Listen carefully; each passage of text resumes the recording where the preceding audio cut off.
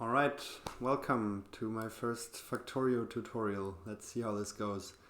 I'm gonna try to explain a little bit how my self-expanding factory Josef works. And yeah, as I said, I've never done this before, so this might go horribly or it might go nice. And the idea is that I'm gonna slowly start making a new, better self-expanding factory and maybe do a few videos along the way where I'm explaining how the different parts work, and I'm gonna start pretty close to this existing one, and I'll see. I'm gonna definitely try to do a few things differently and better. But yeah, I'm gonna explain the basics first, and maybe to get going, I'm just gonna show a little bit of this factory and see how it's doing at the moment. As you can see, it's already pretty huge. I think it's 21 by 21 at the moment. 21 by 21, and you can see here there's stuff going on. It's finding a few ores at the moment, very few actually. I think the limit on when this is dedicated as a mining cell is 10 miners, so that's 7, that's 11, so that's that's 10 actually, so that's 11. There's one. That's barely considered worth mining, and it probably shouldn't be considered worth mining, but you need to take what you can considering resources. Okay, so this is expanding and slowing down because of UPS and because of design reasons as well. Maybe it might come to that in a while.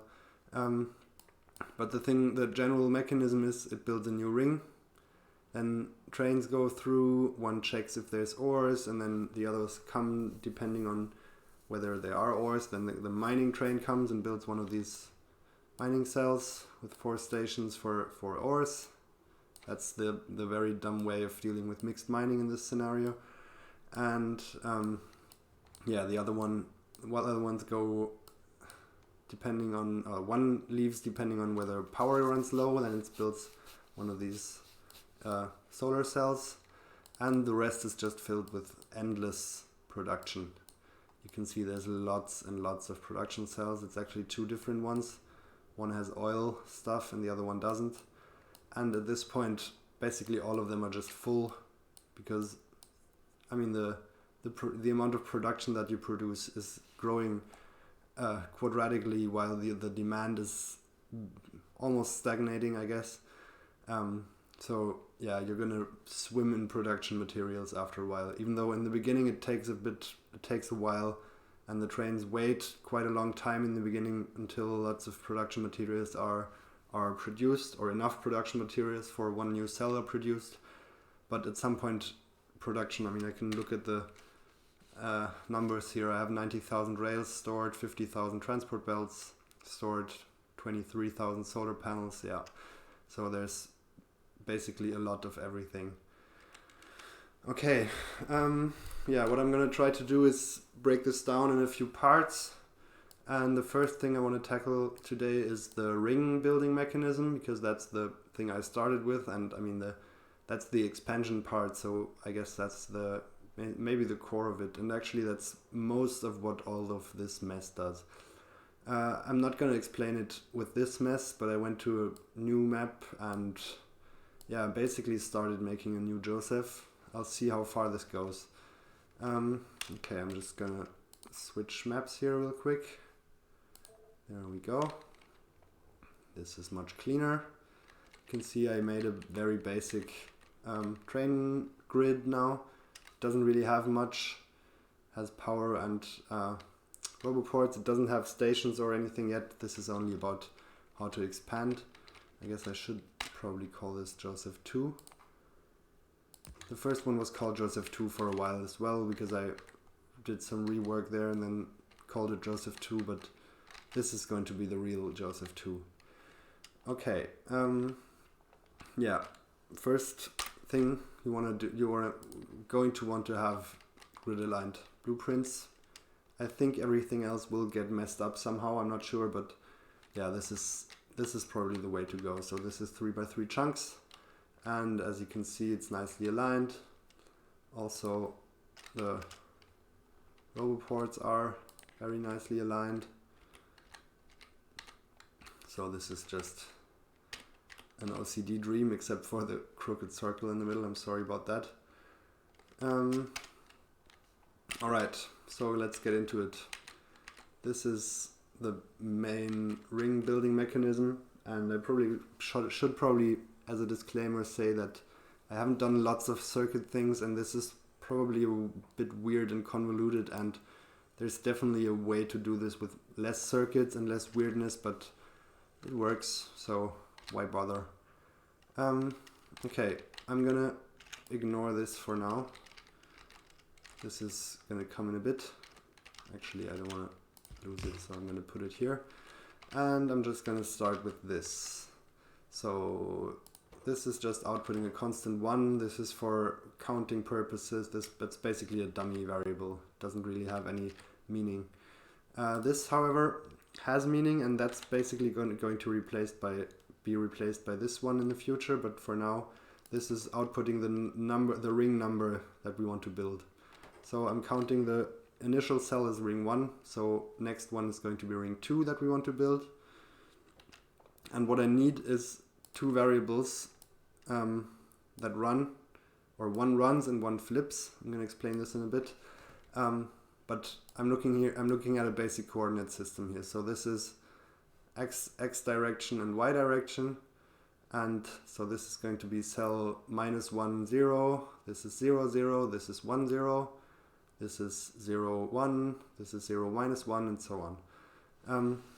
So to build a ring, I'm going to need two coordinates. One of them running, in this case, from -1 to 0 to 1.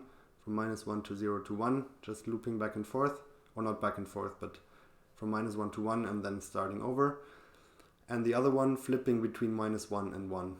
This way I'm gonna have one, like, okay, so let's say X is running and Y is flipping, then I'm gonna build this row and this row of cells, and then I interchange the two, and then I get this row and this row.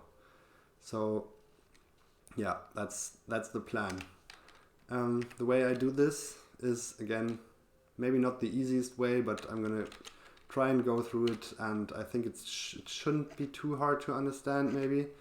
I mean, I'm gonna upload a save. You can just play around with this or try and build it yourself. It's not too complicated, I think.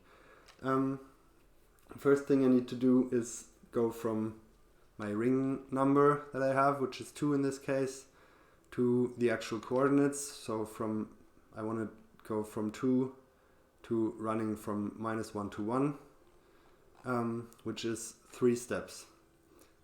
And for the third ring, for example, it's going to be 5 steps. For the fourth ring, it's going to be 7 steps, and so on. So it's always 2n-1 steps. So I'm going to multiply n by 2, and then I would like to subtract 1, but I'm subtracting 2 for reasons that will appear here. But those are basically doing a 2n-2. And this guy is counting from 0 to this number, and because it's counting from 0, I have an extra step, so that's why this guy is subtracting 2 instead of 1.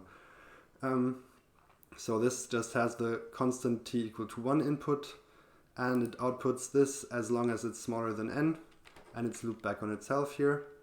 So if I run this tick by tick, this is outputting 1, 2, 0, 1, 2, 0, 1, 2. So this has 3 steps now. And now the only thing I have to do with this is basically pull it back around the 0, and how much I have to subtract, again, depends on n. You can all do all this by trial and error, like just fiddle around with it a bit, and turns out that you have to subtract from the 0, 1, 2, you have to subtract n and then add 1. And then this guy outputs -1, 0, 1, -1, 0, 1, and so on. If I say input 5 here, let this run for a bit to get rid of the residuals.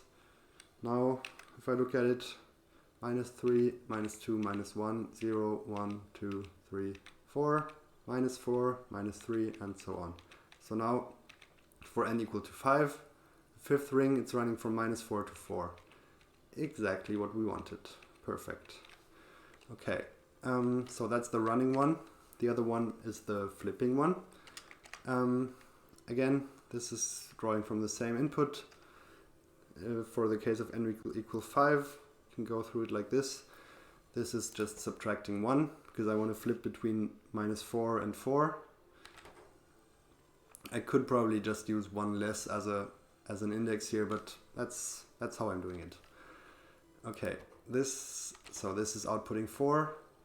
This here is just flipping between 0 and 1. So this is also looped back on itself, and it's only outputting when it's equal to 1, or less than 1, which then it's outputting 0, obviously.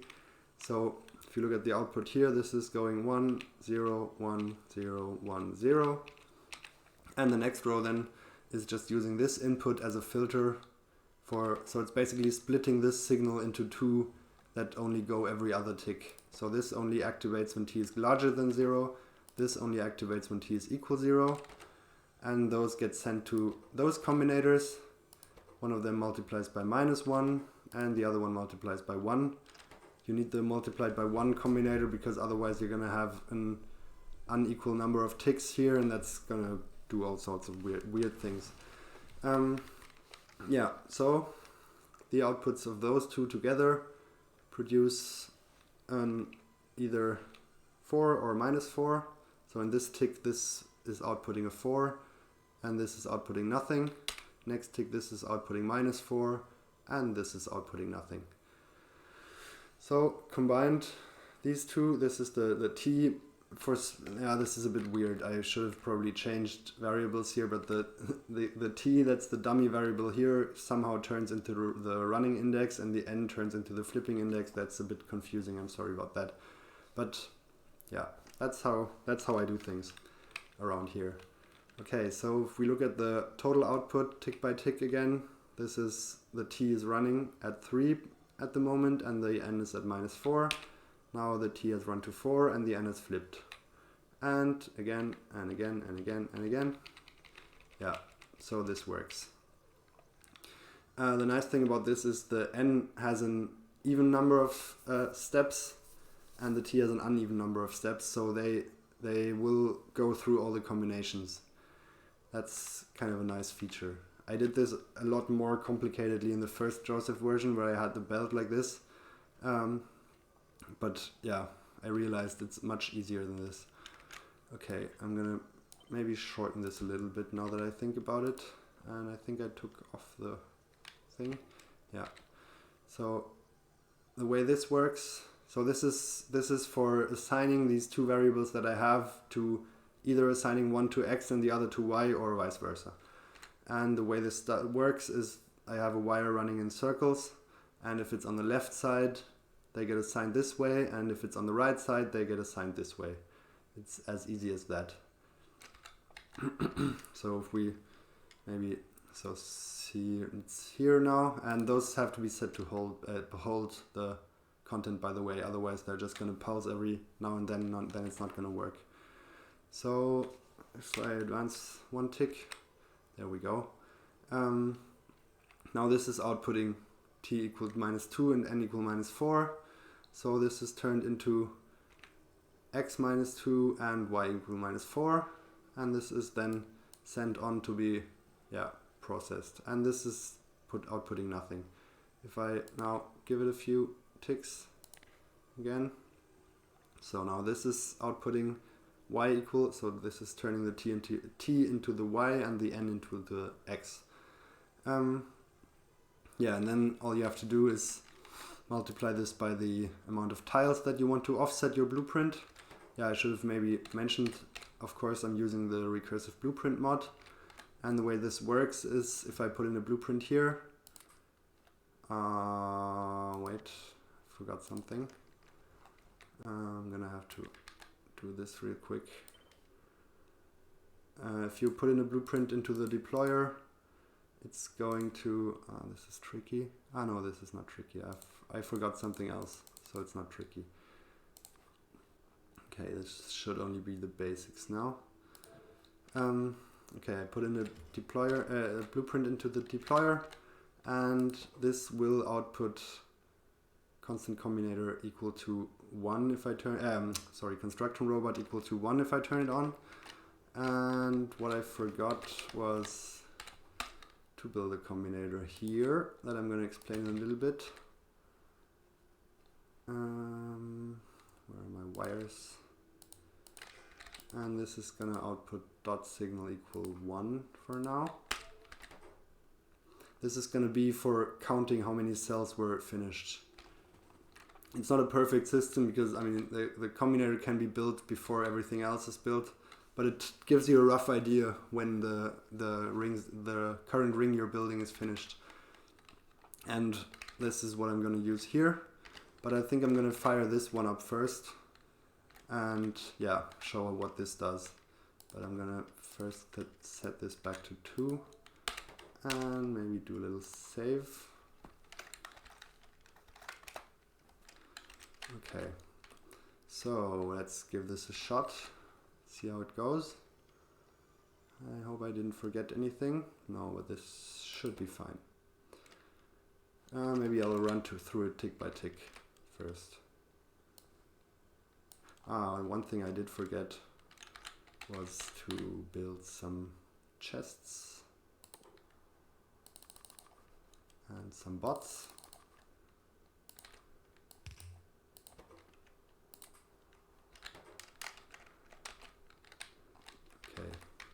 Don't want my bots building this stuff.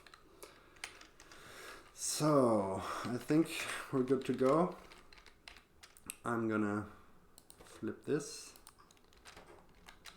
zoom out, and then go 2 ticks. There's the first one, another tick, another tick, another tick, another tick, another tick.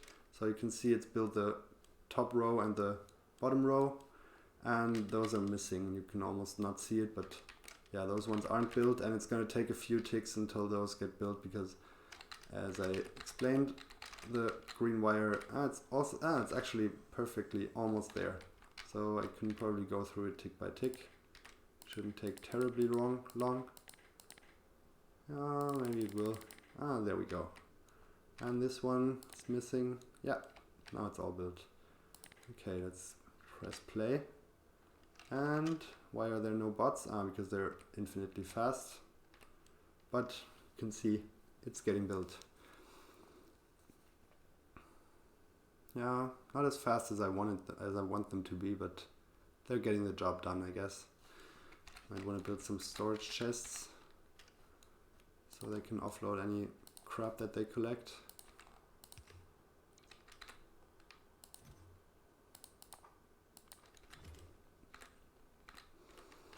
Okay, so now they built the second ring, and crap, I forgot to include this in the blueprint.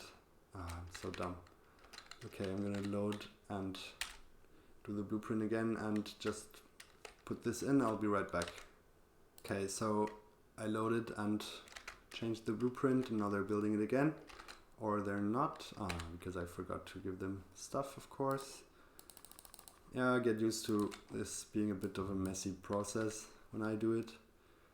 And some storage chests and some robots might be nice. I'm gonna give it a lot this time.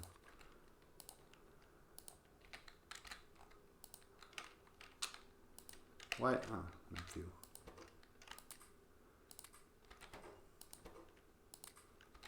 There we go. Knock yourselves out. This is going fast enough now. And we can see the robot network nicely connected. So now they could theoretically, if I put in the 3 here, it would just build the next ring. Instead, what I'm going to do is use the fact that I have these little combinators in there. And you can see now they're outputting 9 dot signals because I have 9 cells built. If I look at here, yeah, 9 dot signals. This I can use in this little thing, which I'm going to move back here. Maybe turn off my exoskeleton. Okay, what I have to do to run it, to fire it up, is put a little thing here. So this is set to 1. What this does is it counts the, or it uses the current ring number. What am I missing here, by the way? Why? Oh, never mind. So this counts the ring number, which is incorrect now, but it's going to fix itself real quick. And it multiplies it by 2 and subtracts 1. So it goes from, say, 2 to 3, because this is the actual grid size that you're at the moment. So for grid size 3 it goes to 5 and so on, and then it squares this, so it just gives you the total number of cells, and it compares this to the actual number of cells that have been built by using this dot signal. Of course, you can later on, when you're actually building stuff inside these cells, you can change the mechanism so that it only starts building a new ring once the cells are actually filled, not once the empty cells are. I mean, if you start it like this, it's just going to keep running. Once one ring is more or less finished building, it's going to just build the next one. Might do a little time lapse in the end, just to show this. But this is a really dumb process, and there's no safeguards, and it's just trying to grow exponentially, but it's not gonna manage. So yeah, that's not what we want. But this is the basic mechanism. Okay, so this compares the m, which is basically the number of squares, to the dots, which is basically the number of squares. And let's hook this up here, and it's counting because it realized that no, it's too low, and the second one's already done, so it's already counted to 3. So I want to replace the constant combinator now with those guys. I might do this in pause mode actually, because I don't want to fire up half the process. That would be bad, I guess. So those 3, and now this one can go. And now this is sending an n equal to 3. I didn't really explain what's going on here. So this gets a tick, and gets 1 n input every time this combinator, this inserter moves, or it gets one anything input, outputs as an n, and loops it back. So it's just going to count up from 0 as like basically how many times this activated. And this is going to stop until, as I said, this condition is fulfilled. So basically until enough of these combinators are built so that it thinks that the number of squares is correct. I mean, it can always be that the combinator has been built before the rest of the cell, but at least you're gonna have a rough idea when it's done. Okay, so let's just hope for the best and fire this up. Maybe, go to map mode and go out of creative mode. Ooh, what's happening here? I think this is from like when I half fired it up. This shouldn't be happening. It's not happening again. Okay, that's a bit weird. I'm pretty sure that's from like half setting it up in a weird way.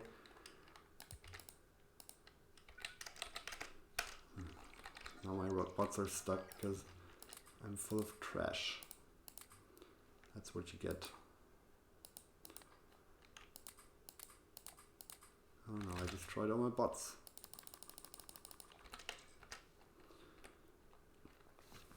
Yeah, so I think the next thing we're gonna need very soon is something that automatically clears all the junk, because we want a pristine building area. We don't want this stuff lying around. So what you can obviously just do is send along a deconstruction planner. What I've been doing in the last Josef, I don't really think it's necessary, but I kind of did it this way, was I was running one ring ahead with the tree and stone deconstruction planner. And well, the general idea was that I wanted to use a landfill plan as well to deal with water. But I ended up not doing this in the first version. I might do it in this one though. And then I'd probably make a reduced blueprint with only the roboports and landfill, and just constantly spam this in like one ring outside and hope that it gets built. There we go. Now it's building the next ring. So I'd constantly spam a landfill blueprint and then do something like only once there's enough landfill in storage, make the next or start building the next ring, so that you can hopefully be more or less sure that it's landfilled everything that it needed to landfill.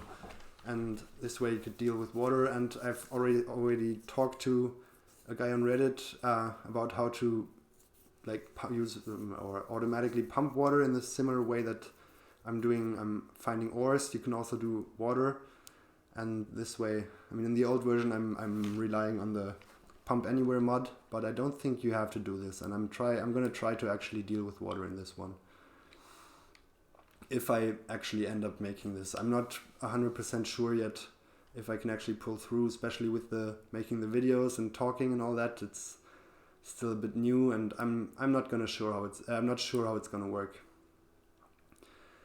Okay, I'm probably cut this out and maybe give this a little time to build.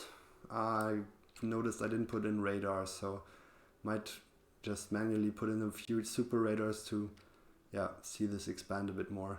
There we go.